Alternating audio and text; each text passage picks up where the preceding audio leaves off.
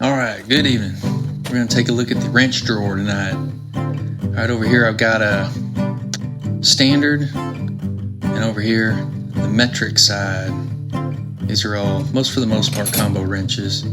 Right here is a 5/8 standard wrench.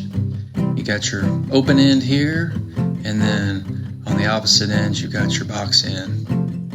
Alright, so now we come over here to the metric, and I'm not sure where I got this wrench, but anyway, you got the open end there, and then the box end on the other side, just like the previous wrench, and that's kind of a junky wrench. And then here we've got a double box end ratchet wrench.